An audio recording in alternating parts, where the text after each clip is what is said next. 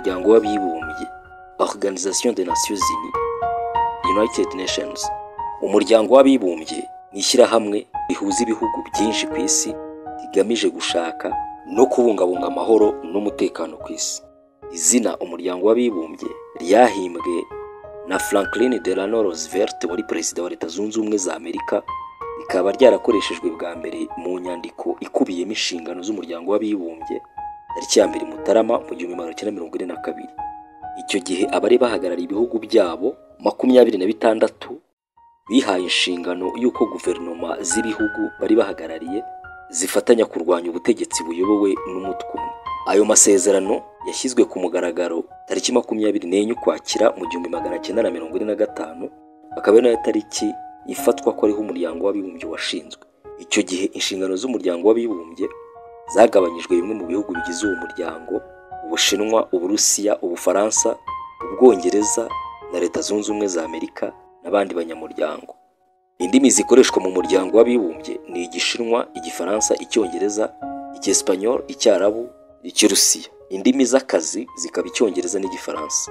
Icyicaro cy'umuryango w'abibumbye kiri muri Leta Zunze Ubumwe za Amerika, muri leta ya New York mu mujyi wa Manhattan.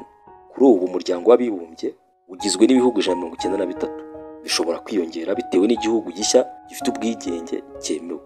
Si ibihugu byose byo ku isi biwurimo, kuko ibihugu nka Palestine na leta ya Vatican biri muri uyu muryango nk'ibihugu by'indorerezi. Umunsi w'umuryango w'abibumbye wizihizwa tariki 24 Ukwakira buri mwaka. Inshingano z'umuryango w'abibumbye zirimo gufata no guha ingufu ibyemezo byo gusakaza amahoro ku isi. Hari kandi guteza imbere umubano ushingiye ku bucuti hagati y'ibihugu byiyemeje kubahiriza inshingano byihaye n'uburenganzira ku byerekeye uburinganire, guteza imbere umubano mpuzamahanga kugira ngo hashakirwe umuti w'ibibazo byerekeye ubukungu, imibereho y'abaturage, umuco n'ikiremwamuntu, bityo uburenganzira bwa muntu no kwishyira ukizana byubahirizwe kurushaho. Buri gihugu kigize umuryango w'abibumbye kigomba kurangiza amakimbirane gifitanye n'ibindi bihugu, cyitabaza uburyo bwo kugarura amahoro n'umutekano ku isi. Kigomba kandi kwirinda iterabwoba cyangwa se gukoresha ingufu za gisirikare mu kurwanya ibindi bihugu. Kigomba gutera inkunga umuryango w'abibumbye mu gushyira mu bikorwa imishinga yawo bitanyuranyije n'amasezerano awugenga. Kugira ngo igihugu cyemerwe mu muryango w'abibumbye, kigomba kuba ari igihugu gikunda amahoro kandi kikemera inshingano ziri mu nyandiko y'amasezerano yashyizweho umukono n'ibihugu binyamuryango. Kigomba kandi kuba gifite ugushaka n'ubushobozi bwo gushyira mu bikorwa izo nshingano.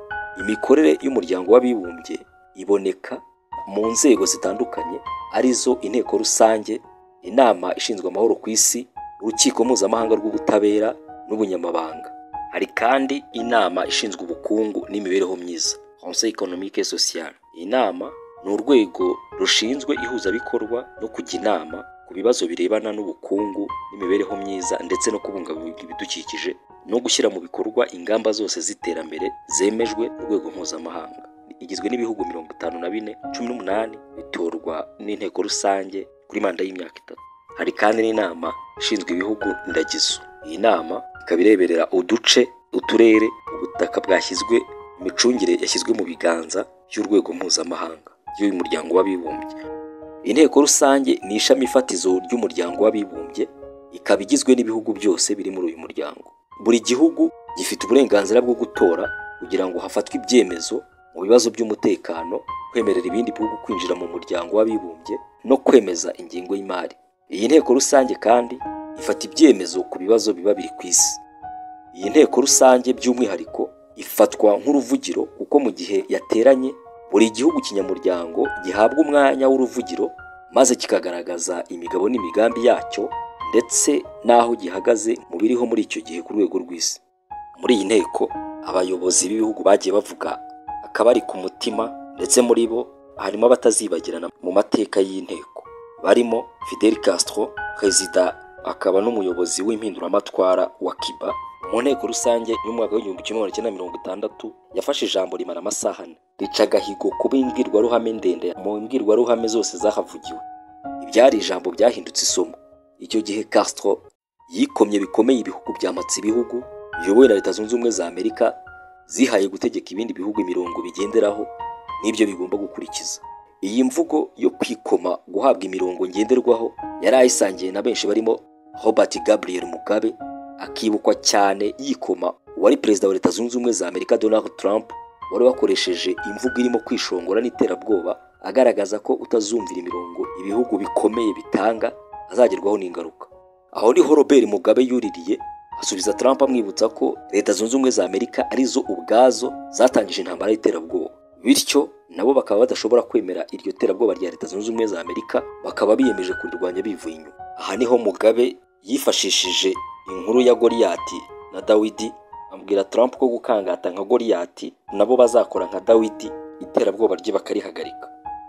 Mu batazibagirana bavugisha inani na rimwe kuri uruvugiro harimo Hugo Chavez, wari uzwi nka El Comandante. Uyu akaba yari perezida wa Venezuela. Mu mwaka wa 2006 muri iyi nteko rusange, ubwo yarafashe ijambo, yatutse wari perezida wa Leta Zunze Ubumwe za Amerika George Bush, amwita sekibi shitani ya nyayo.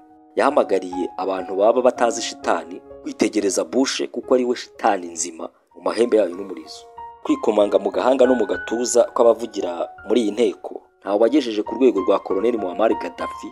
Uyu akaba yarayoboye Libya mu gihe cy'imyaka 42, ariko akitabiriye inama inshuro imwe gusa, aho hari mu mwaka wa 2009. Ubundi ayigezemo ubwo yari ku ruvugiro afashe ijambo, aravuga yivayo, arivuga arivovota, ashinja umuryango w'abibumbye kuba umuyoboro wifashishwa mu gukwirakwiza iterabwoba ryamatse ibihugu ndetse n'ubukoloni. Gaddafi yashinje ku mugaragaro imikorere mibi y'umuryango w'abibumbye, avuga ko atumva ukuntu ibihugu bitanu ari byo bifatira imyanzuro ya nyuma ntakuka ibindi bihugu byose bisigaye ku isi. Yavuze ko hakagombye kubaho gusimburana binyuze mu matora. Ijambo rya Gaddafi icyo gihe ryamaze amasaha 2 n'iminota 15. Mu kurisoza afata impapuro zanditseho inshingano z'umuryango w'abibumbye UN Charter, Charte des Nations Unies, zifatwa nk'itegeko nshinga ry'umuryango w'abibumbye, arazishanyaguza ngo kuko ntacyo zimaze, azijugunya mu maso ya Ban Ki-moon, wari umunyamabanga mukuru wa Loni muri icyo gihe. Ubusanzwe Colonel Gaddafi yari yararahiye ko atakandagira muri Leta Zunze Ubumwe za Amerika, kuko ntiyumvaga ikintu cyamuhagurutsa muri Libya kikamujyana ku butaka bwa Leta Zunze Ubumwe za Amerika, ngo kuko we nta masomo yo kugira nabi yari akeneye, kandi ubwe ari igitambo cy'ubugira neza. Yavugaga ko nta kindi kintu kizima Leta Zunze Ubumwe za Amerika cyakigisha uwo ari we wese uretse kugira nabi no kwishyira hejuru. Mu nzego zigize umuryango w'abibumbye hari inama ishinzwe amahoro ku isi, ifite inshingano yo gusakaza no kubahiriza umutekano w'abatuye isi. Igizwe n'ibihugu 15, harimo 5 bihoraho ari byo bifite uburenganzira ntakumirwa, droit de veto. Ibyo bihugu ni Ubushinwa, Uburusiya, Ubufaransa, Ubwongereza na Leta Zunze Ubumwe za Amerika. Ibi bihugu muri iyi nama ishinzwe umutekano ku isi ntibisimburwa. Ibindi 10 bishyirwaho n'inteko rusange mu gihe cy'imyaka 2. Buri gihugu kigize iyo nama gifite uburenganzira budasubirwaho mu gihe cyo gufata ibyemezo. Urukiko mpuzamahanga rw'ubutabera narwo ni rumwe mu nzego zigize umuryango w'abibumbye. Icyicaro cyarwo kirirahe mu Buholandi. Urukiko ni ishami ry'ingenzi mu butabera mu muryango w'abibumbye. Amategeko arugenga akubiye mu nyandiko y'amasezerano yashyizweho umukono n'ibihugu bigize umuryango w'abibumbye. Mu rwego rugize uyu muryango w'abibumbye kandi harimo n'ubunyamabanga. Ubunyamabanga bw'umuryango w'abibumbye bukorwa n'abakozi bakora mu biro bikuru by'uyu muryango biri New York muri Leta Zunze Ubumwe za Amerika, n'abandi bakozi bakora akazi ka buri munsi mu mishinga yayo igiye itandukanye ikorera hirya no hino ku isi. Ubunyamabanga kandi bushinzwe imirimo yerekeye ubutegetsi n'imicungire myiza y'ayandi mashami y'umuryango w'abibumbye, bukaba bukurikirana kandi ishyirwa mu bikorwa rya politike zemewe n'ayo mashami. Kuva umuryango w'abibumbye washingwa, ubunyamabanga bwawo bumaze kuyoborwa n'abanyamabanga bakuru batandukanye, barimo Frygivli w'umunya-Norvège wayoboye umuryango kuva mu 1946 ageza mu 1952. Ava kuri uyu mwanya yeguye ari muri manda ya kabiri. Hari Dag Hammarskjöld akaba umunya-Suwede yayoboye umuryango kuva mu 1953 ageza mu 1961.